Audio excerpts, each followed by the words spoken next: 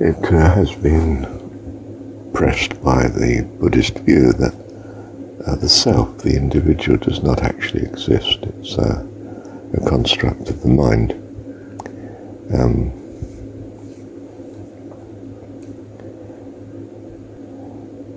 You can look and, a person can say to you, well, where is the self? I mean, no, this is your body, but who is you? You can look into your mind and say, well,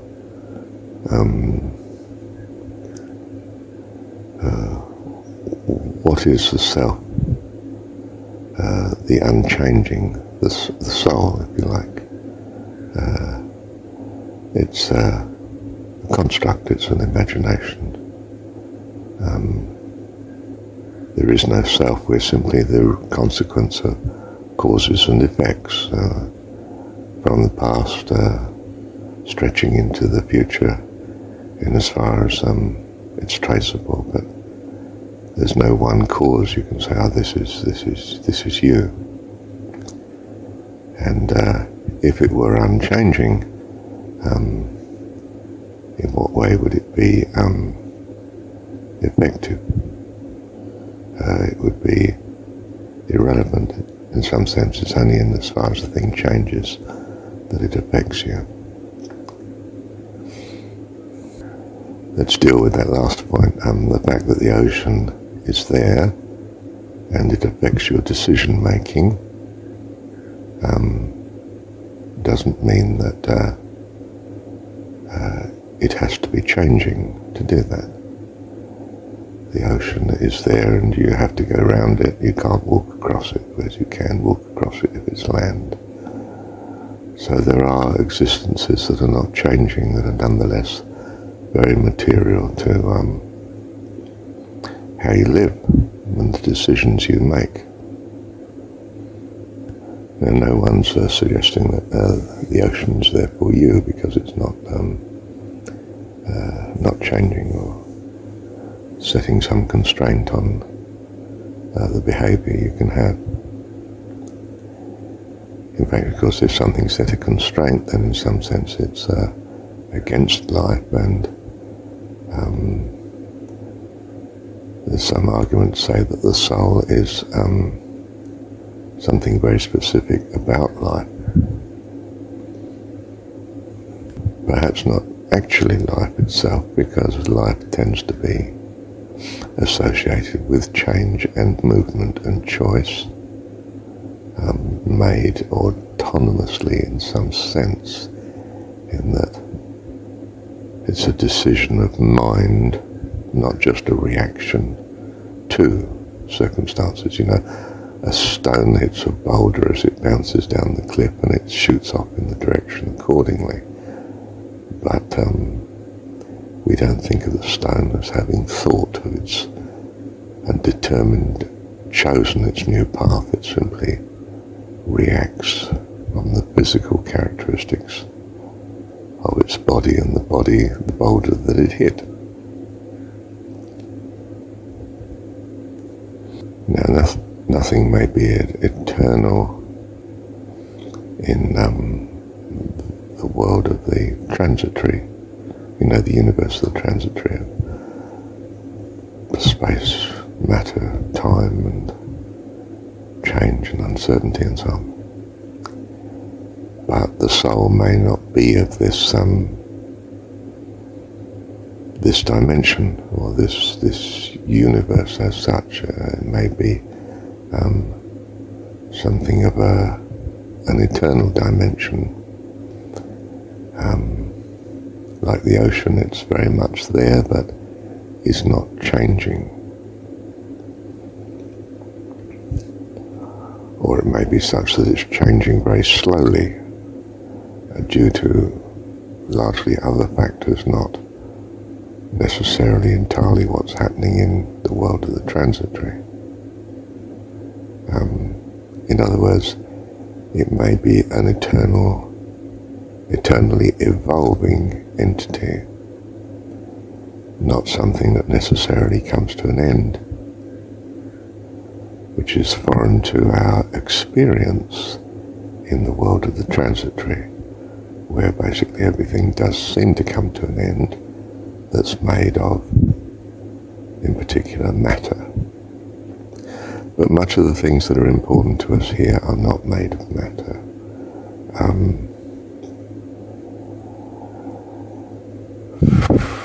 Reasoning, for instance, affects what we do. Values affect our reasoning. Our past history affects our decision making. Our memories, which may be tangible in that there might be some neuron pattern or distribution of matter in the mind that results in neuron activity in certain circumstances. But they're not, at least to us at present, visible in terms of what we can measure scientifically, physically, although they may have physical consequences, like when you're faced with worry, you might sweat, for instance, or go red in the face, or your hands may shake, or you may black out. In other words, there can be physical consequences of these intangible states of mind and so forth. There are many other types of entities that we would say were eternal. For instance, in some sense, if you define 2 and 3 and define what you mean by add them together, then you always get 5, because that's the way you've defined it. But we can't look at the definition. We can only describe it in terms of, say, an equation or a couple of sentences, and define what we mean by logic, and therefore conclude that it is the case. But I can't, in some sense, show that this is a truth. I can only demonstrate evidence consistent with it, like taking 2 apples and 3 apples and counting them up and getting 5 apples according to our sort of construct of what numbers are, and declare then that we've got 5 because that also meets our definition of what 5 means, and so on. So reasoning, for instance, to be consistent through time is then a rule of its validity of logic. We can't really say that the rules of logic are something we can look at. We can only reason through, and we can't actually look at reason. Reason is an activity of the mind that even if its initiation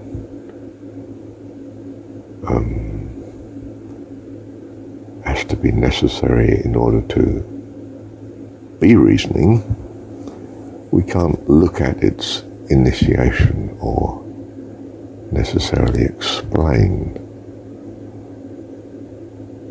it.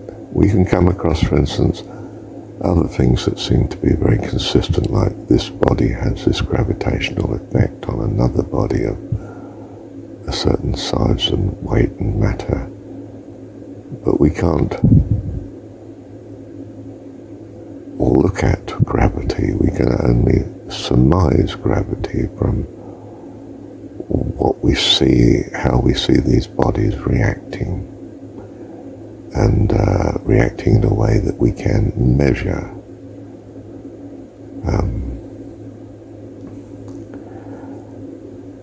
It's not that, I'm nearly 2 meters tall. I don't know, 190 something, I don't know what it is. Only when I'm measuring myself. Or we get the strong impression that even when I'm not measuring my height, I'm probably still the same height. And each time I do measure my height, I am 193 or something, and it always is like that. You could say I'm assuming that height is consistent between my measurings, and that it will still be that height, in 5 days' time, but perhaps not in 30 years' time. I may have gone down a little,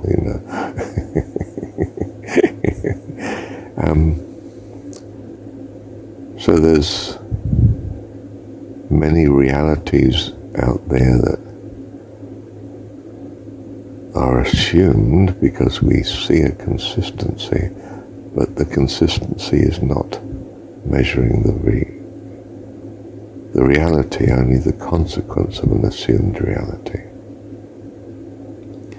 We say this has potential energy and that has kinetic energy, and we describe definition-wise what we mean by that, but I cannot look at energy. Energy is an effect which may or may not be demonstrable on mechanical gadgets that measure it. I can say I'm measuring the consequence of energy in certain circumstances, like when I'm measuring it, but I can't say I'm looking at energy. Energy is not visible as such.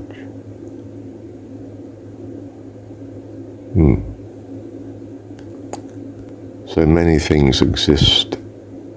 We understand them to exist, although they're not measurable, not directly perceivable, only the consequence of such.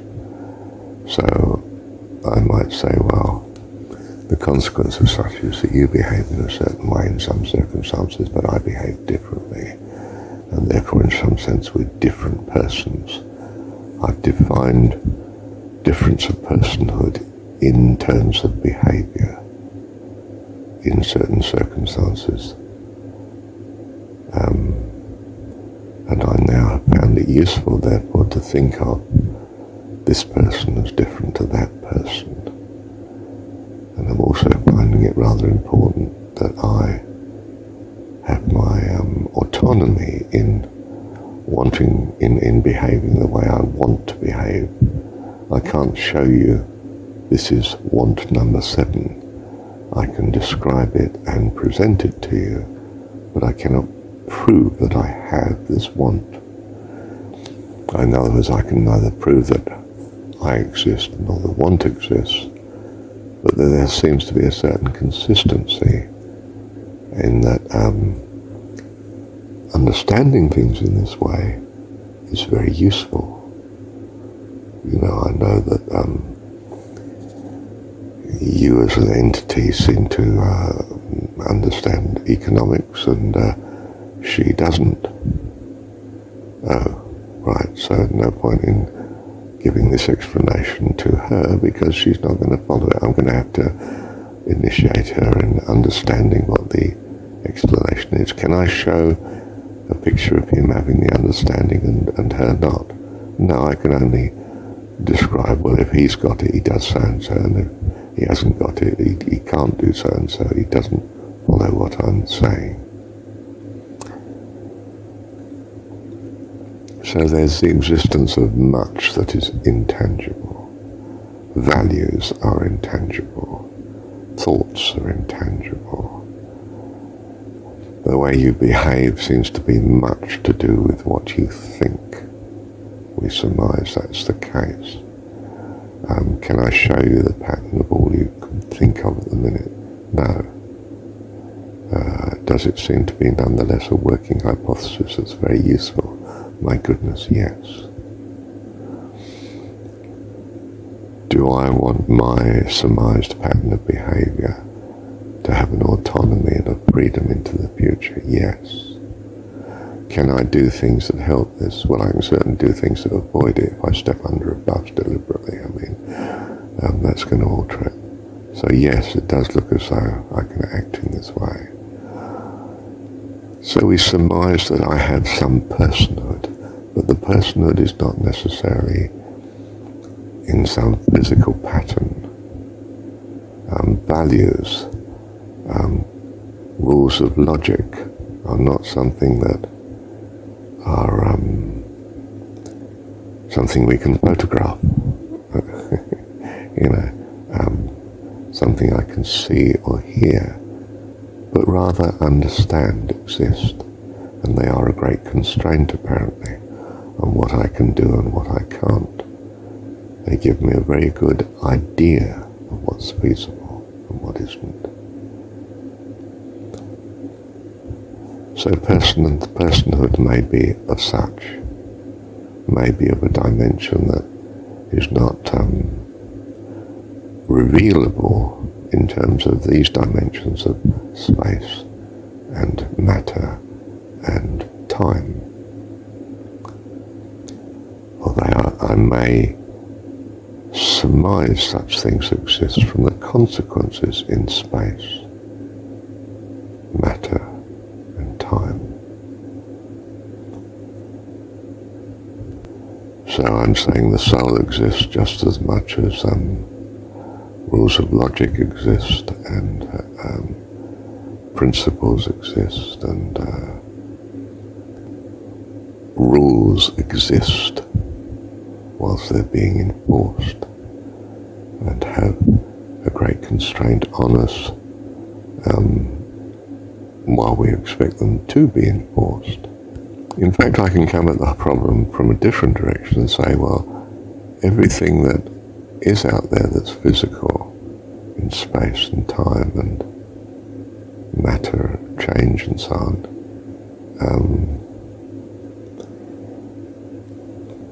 is only registerable in me via thought, and I can't look at thought. But if I cut off all thought, it's not registered, and it's as if it does not exist. And my welfare, from my thought point of view, is accordingly, in some sense,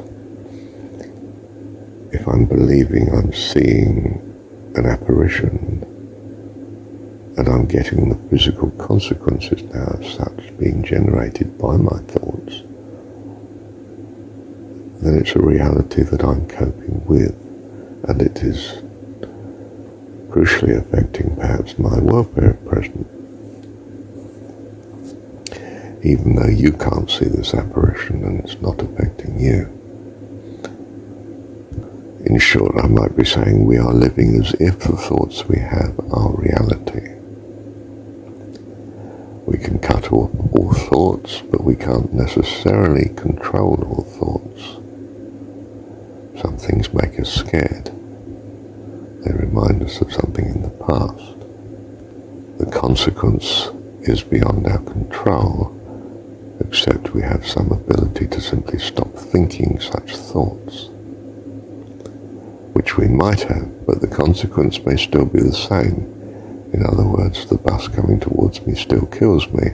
It's just that I'm not thinking about it, not aware of it, didn't know what happened, but I'm still dead. What do we mean by dead from the point of view of other people? Oh, he's not behaving at all the way he did before. In fact, he's not moving. He stopped breathing. He looks as though he's not going to be active in the way that I've known him ever again in terms of space and time and matter. And this seems to be proved out to be so in the coming weeks and months. You know, we've buried the body and all the rest of it. Now, his life has come to an end from our perspective, but has it come to an end from his perspective? Or is he still, in some sense, still thinking in a dimension that's not affected any longer by this dimension of space and time and matter and so on? Does it have its own space and time and matter, or is it just in something different?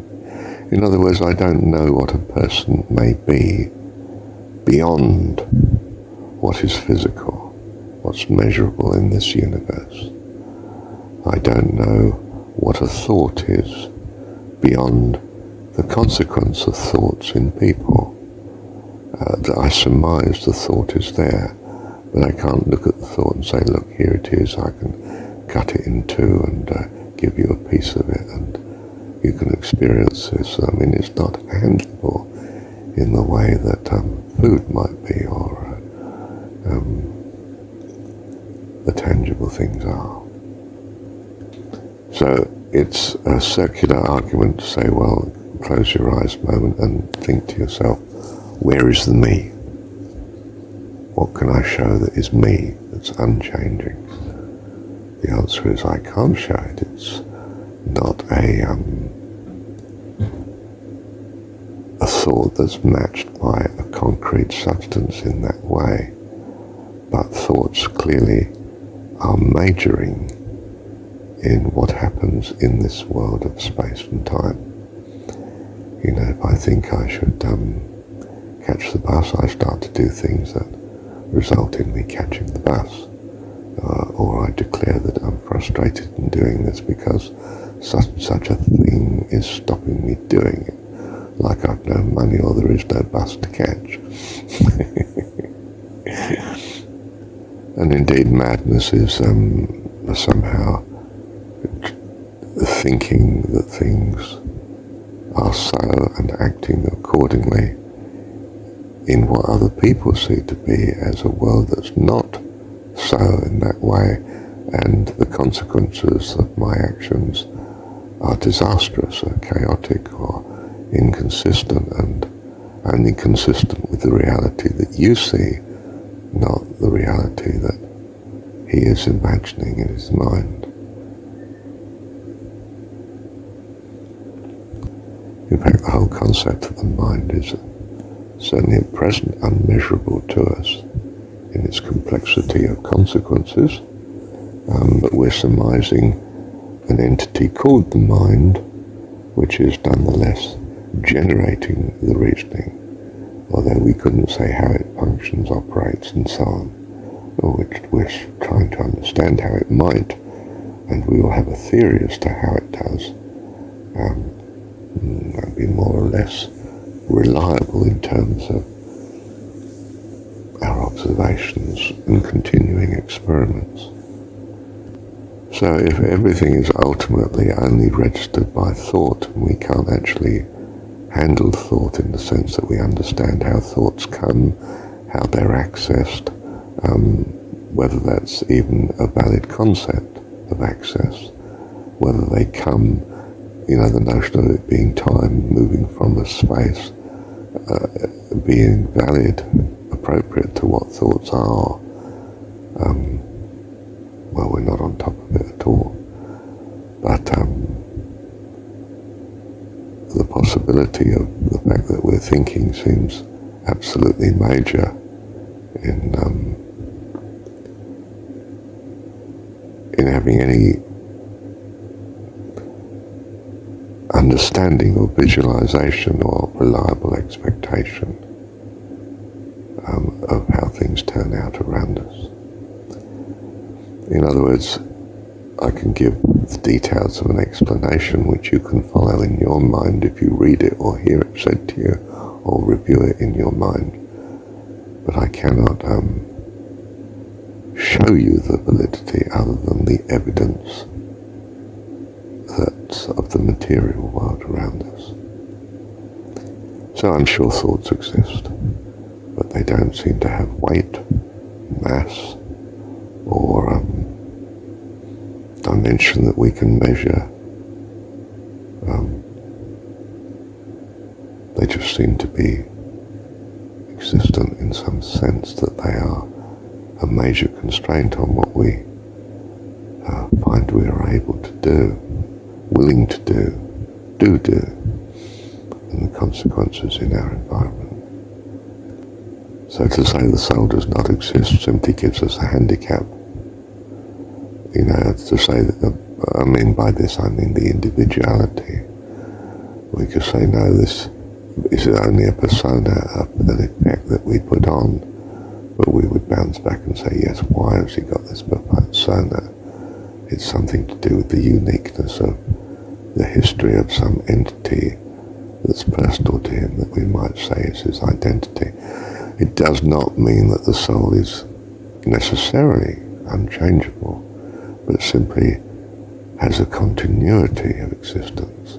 Is that continuity, that possible changingness of the soul,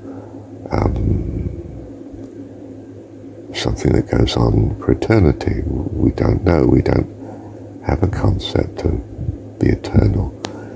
In the world of the transitory, everything seems to be transitory, except, for instance, history.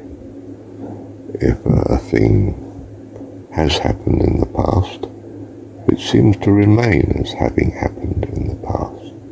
It's not suddenly not happened at some date in the future, and then happened again at some later date. There seems to be a consistency. In other words, the past seems to be a reality that has a permanence. Does it affect what we do in the future?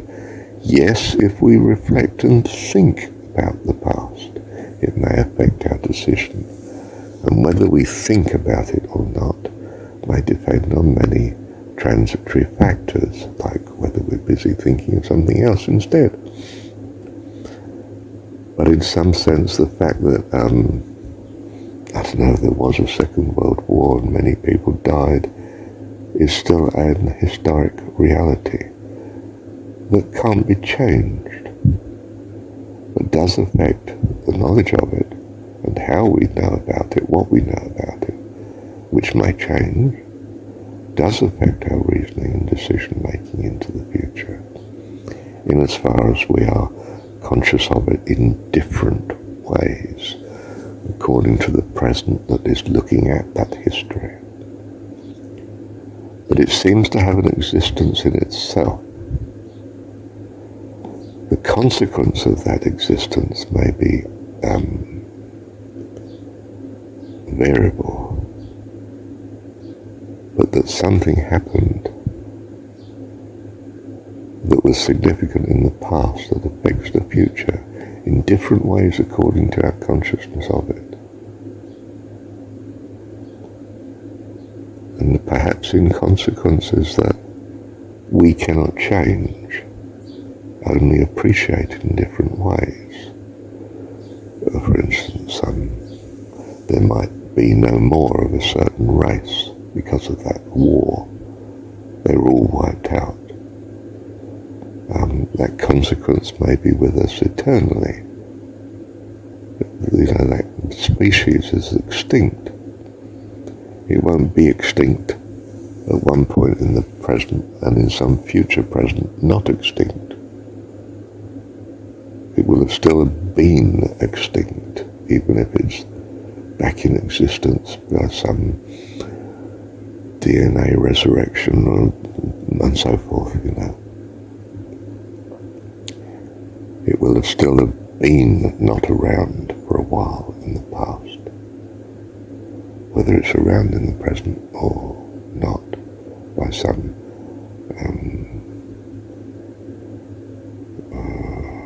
explanation. So we surmise that the soul might be unchanging, might be evolving, might be eternal, might be still transitory in some longer-term dimension of understanding. We also surmise that its existence in such realms might be very important to our present consciousness, and at times might not be. In other words, we might be acting quite contrary to the reality of the soul. Let me accelerate the thoughts somewhat. Some thoughts seem to be very useful. They, if you like, match with some reality, either in the world of the transitory or in terms of those entities that are beyond such, it seems, yet affect greatly our welfare here. And some thoughts seem to consistently result in some success and happiness and welfare, and other thoughts seem to seem to not achieve that at all, but a state that's quite the contrary and something that we don't like. And therefore it becomes very important to us to hold certain thoughts. You might find that, the thought of, say, not eating meat is going to be very helpful, but you get ill very quickly when you practice not eating meat. And no matter what someone else says, like me, that, it's good for your health, it doesn't seem to be good for yours. And you quickly revert to a different view, or else you're dead. For some reason it might be okay for Marshall to be a fruitarian, but not you. You might be allergic to fruit, I don't know. So there's a practicality going on here that, do I benefit by assuming that God is wonderful and all-powerful and all-loving? Or do I simply collide with stepping under a bus in consequence because I thought it would be okay? God's bound to handle it. We suspect that, it's best to modify, in some sense, your theory if you're going to be benefited, or at least that's our experience. So, taste and see, you've got cancer or heart disease or some other modern illness that's possibly a consequence of the diet. Well, change the diet. Eat nothing but fruit for a week. Do you feel clear now whether eating nothing but fruit is beneficial or not? And if it isn't, well, you stop doing it, don't you? And if it is, well, you keep going and see if you get better and better. And I wouldn't say that you have to eat fruit forever, but you might revert to eating fruit again in the future if you're hit by that or a similar disease, or even a totally different disease, and you'll give it a try. And this time it doesn't work. It doesn't seem to cure, for argument's sake, the common cold. Actually, I think it would, but I don't know for certain. That it would always do so, and so on. So these intangibles are very important, and thoughts seem to be the crucial medium from which we experience what may be a reality out there. And indeed, it's the other way around. It's that I don't actually know that this reality of matter, time and space is indeed reality. All I know is that it seems to result in the thoughts that I'm handling. The only information I have in them is the mind apparently dealing with these thoughts, although I can't actually show this to you. I can only surmise it from what I seem to be sensitive to.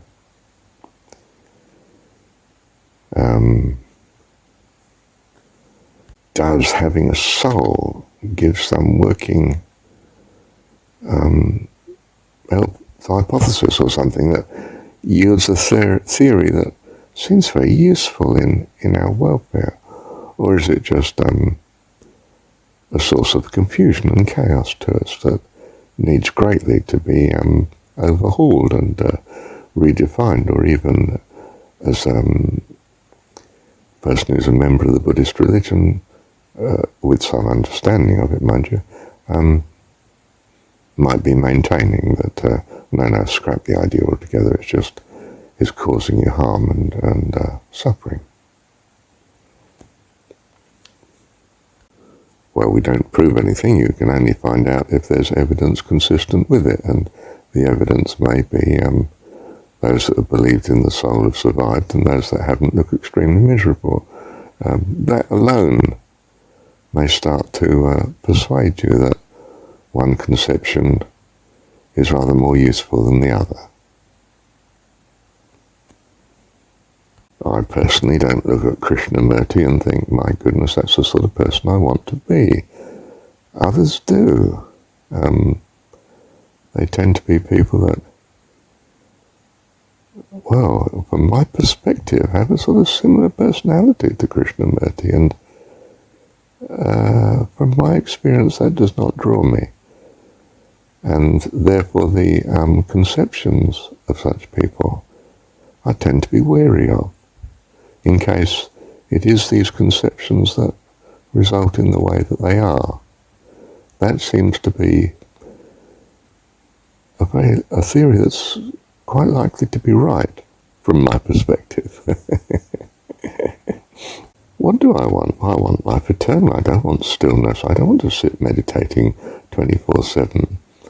I actually like chatting to people. I like going out for walks and just breathing the fresh air and laughing and chatting and reminiscing and analysing and discussing and, yes, eating and singing and praising and worshipping and imagining and, gosh, you're nice, I like to be in your company. I just love being in your company. I'm happy when I'm with you and when I'm not. In other words, I am come that you might have life, change, not permanence, change, creativity, ever evolving creativity. I have a concept of life eternal, of joy and peace and happiness and blessing and wisdom and integrity and faithfulness and love and kindness and compassion that attracts me greatly, and I'm propelled towards that. I'm gravitated, I'm drawn to it. This is my God. I personified it in terms of I could imagine a being that somehow is endowed with and perfects all of such, and is my dearest friend. Does this conception in my mind result in a happiness? Yeah. Does it rescue me in times of otherwise distress? Yes, it does.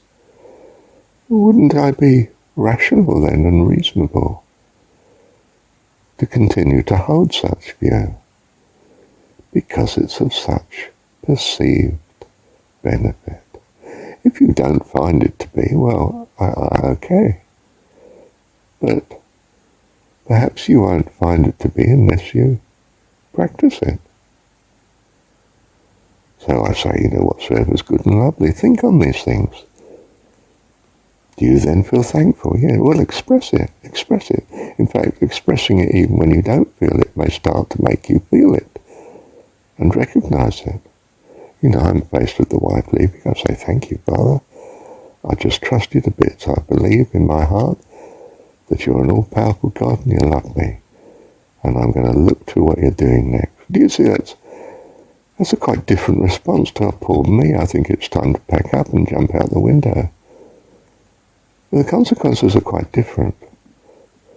Some beliefs are a great blessing, some don't seem to be. They seem to result in death or misery or sadness, unhappiness. Choose you this day which you will follow. It's up to you. What do you find your needs are? Do you find you do need food? Do you have to eat? Do you have to breathe? Well, right. Okay, I might as well recognize it then. Do you enjoy loving? Do you enjoy receiving love? Perhaps love's very important to you then. Do you find compassion valuable? How about putting that on the list then? Compassion, you at least need to appreciate it, if not give it. What else do you need? Autonomy, meaning to life. Are people that seem to have a meaning to life much happier and fuller than those that don't? Do those that don't have meaning to life tend to end up topping themselves, It's not rocket science, is it? I mean,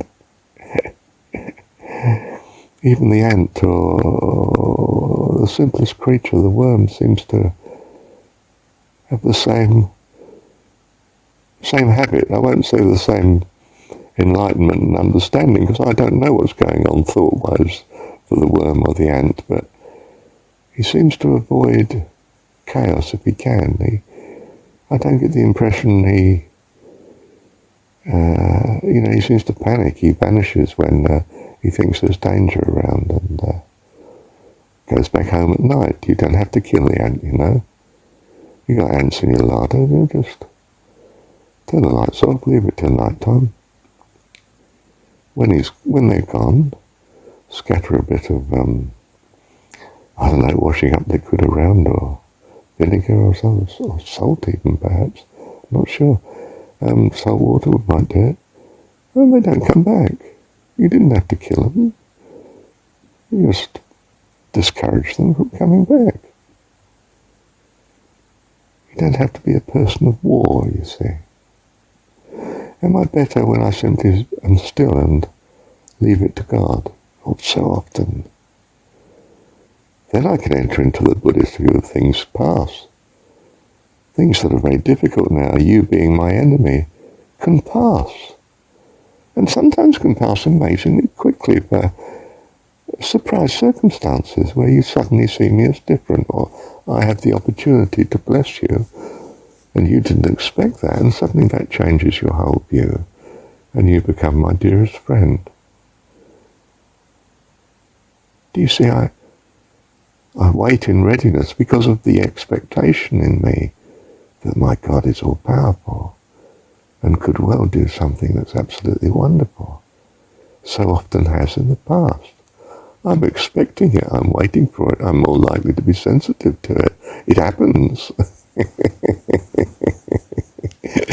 I've entered into life eternal.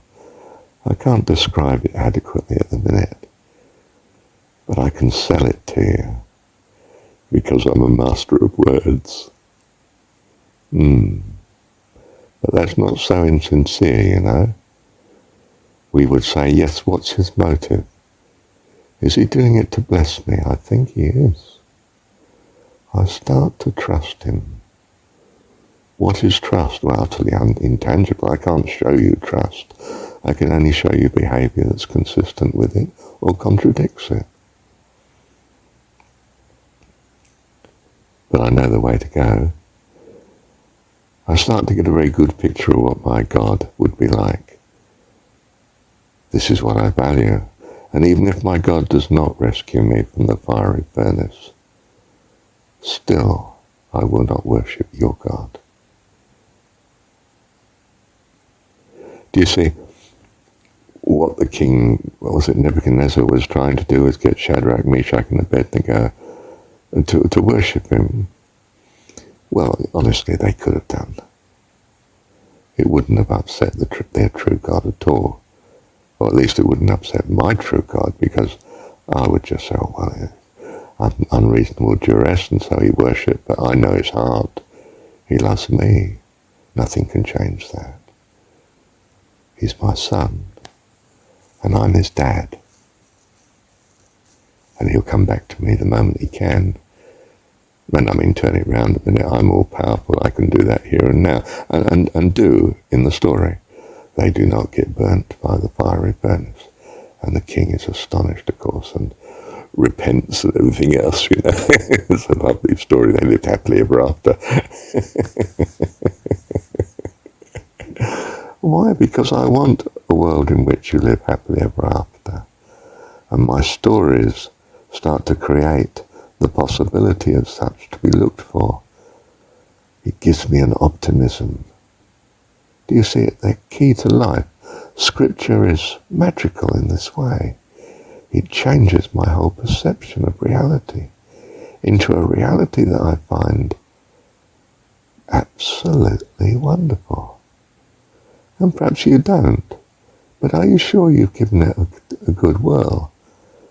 Are you sure you tasted it to see? I can't believe you don't find it sweet like I do. But perhaps you are like my friend Tenzin or Krishnamurti, and no, it's no longer a blessing to you. Well, how do I handle this? I say, Ollie. Still seems to have some of the characteristics that I so value. My friend Tenzin, phenomenal integrity and honesty and reliability and faithfulness of purpose, of intention, and ability to reason, phenomenal. I mean, makes a few mistakes from my perspective, of course. But, what a friend to have.